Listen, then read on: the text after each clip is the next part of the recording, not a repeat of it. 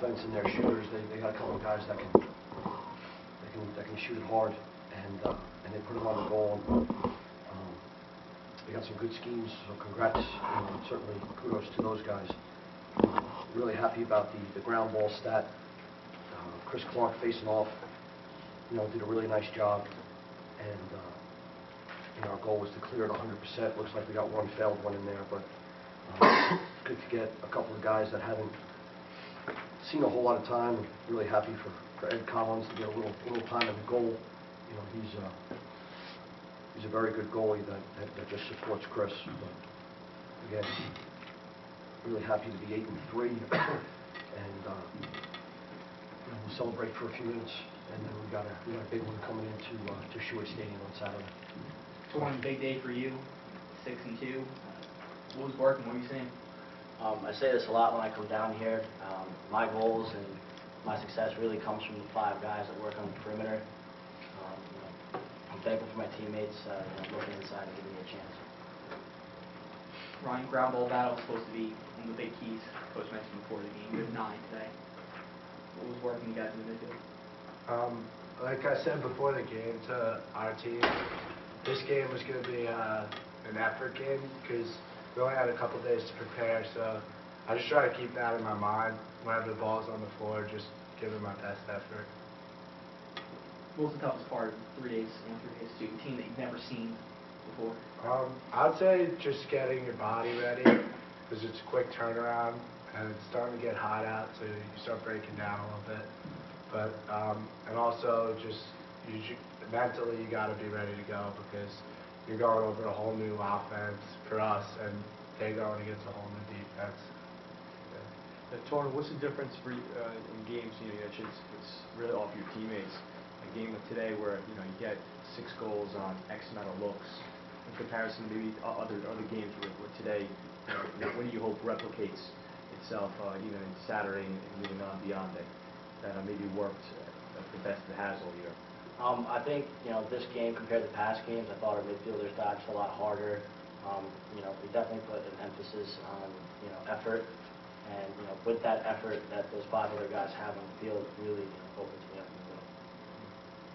Coach spoke before the game about Corey Hendrickson, what he's developed the last couple of games and starting to get the score sheet. He has another 2 tonight. What are you seeing from him, especially tonight, and going back to the 4-goal adding last game? He's starting to develop and really to be a really good midfielder. Yeah, no, Corey's playing well right now, and the C word is huge. This confidence thing is huge, and he's playing with a lot of it. Corey runs with that lean that everybody likes. They just he's always tilting towards the goal, and he's got a will to get there. He's very hard on himself. He had a turnover, and we had to get him back into it because he's a perfectionist, and we have to we got to let it go a little bit. And then there was a time I think he ended up in the crease where he went underneath and dodged and down the far end, and he missed the upper corner, and he kind of fell in the crease. And he's just hard on himself. So, but he cut it loose, and for him to have 2 and 1 tonight, that was great. I think that I would have liked to have gotten 1 or 2 more on man up, but 3 for 7, and man down. We've been struggling on the man down a little bit, and for them to be 1 for 4 and us to be 3 out of 4 on the man down, that's a huge stat for us. That's you got to start building on that, and to keep them to 25%. You saw some of their goals. You saw some of their shooters. You can imagine what their man up could be like, and we had a little bit of a breakdown on the goal that they did score. Otherwise, they would have been 100%. And those are the things that can win you games or lose you games.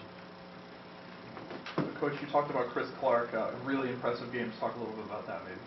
Yeah, their face-off guy, Dominic Montemuro, his older brother came here, and I got a chance to coach him.